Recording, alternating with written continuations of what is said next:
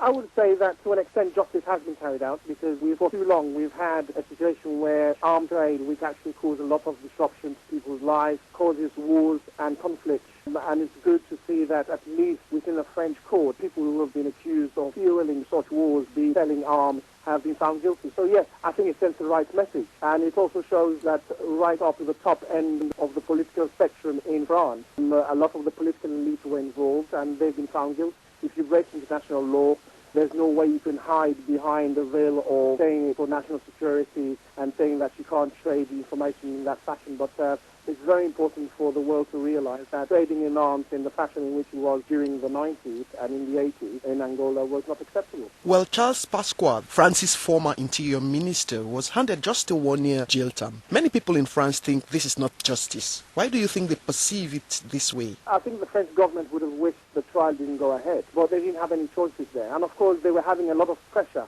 from the Angolan government, especially that of President Santos, who had made it quite clear that he was not happy that the trial was going to happen because it exposed all the individuals who were involved, it exposed the connections, it exposed the transactions, it also exposed the backhand, the amount of millions of dollars that were given in bribes. And of course, to an extent, President Santos thought that a lot of the military secrets were being exposed in the open. But it puts exceptional strain on the relationship currently between France and the Angolans, which is why Nicolas Sarkozy is very keen to ensure that he heals the wounds and addresses the rift. That's why he was there last year. Absolutely. And it stems down to the fact that the oil contracts, which are very lucrative, especially in that part of the world, in Angola, are very, very important to the French.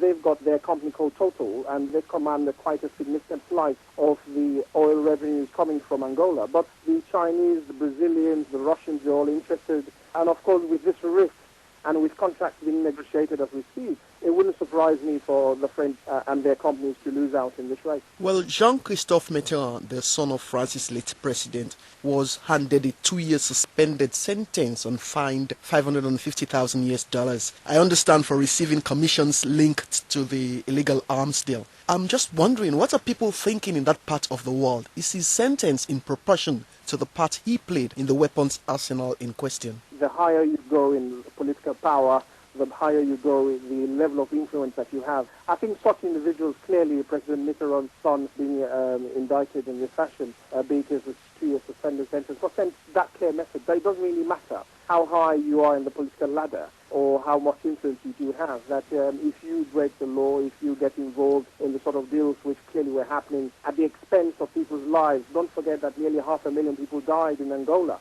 It meant that the fighting went on for nearly 25 years. I think it's the right beat that he got away lightly, but it sends the right message that even if you are in the affluence of power, you can be caught and you can be brought to justice. This brings me to the Sierra Leone war here we had, and I'm looking precisely at the weapons that were smuggled mainly from Eastern Europe, from countries such as the Ukraine, and it came through Burkina Faso, despite UN and ECOWAS embargo. Now that judgment has been delivered in this case, is there any possibility that those who were engaged in gun running during the war here would be brought to justice? Well, I mean, each country is different. It all depends on how much evidence is available. But clearly, I think this sets a precedent that what we've seen in Angola, what we've seen with the French, that even if in Sierra Leone, if it's been proved that there were individuals who clearly would have sold the arms to propagate, to influence or change the war in any shape or form, or if it had prolonged the war and, of course, caused endless anguish and anarchy and discomfort to people, then naturally so those individuals should be found out and they should be brought to justice.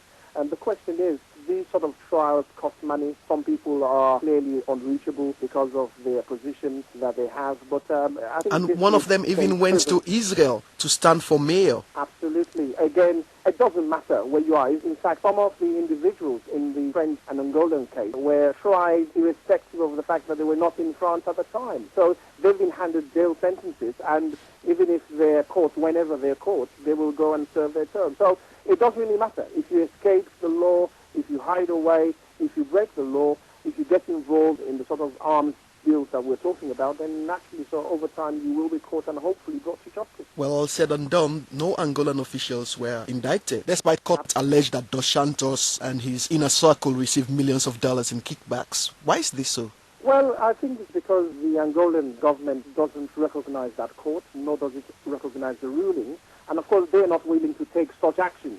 And I think this is based on a countries-by-countries. It is for individual countries to take the action that's required to bring about justice. And if President Santos and his inner circle are not prepared to recognize any particular cause and are not willing to take the sort of action that the French have been willing to take, then of course, naturally, individuals in their country will get away with it. Well, although Angolan side was let off the hook, what does this latest ruling mean for Africa? Well, I think as a whole, it sends the right message. That one, we can't have a situation where billions of dollars of arms that leave the West make their way to third world nations like in Africa. We can't have a situation where it destabilizes the region. We can't have a situation where it impinges and extends wars unnecessarily. We can't have a situation where it leaves landmines which are littered all over the place, causing anarchy over years. We've got to have a situation where the African countries or African government decides to invest their money wisely in education, healthcare, and stay away from buying of bullets and guns.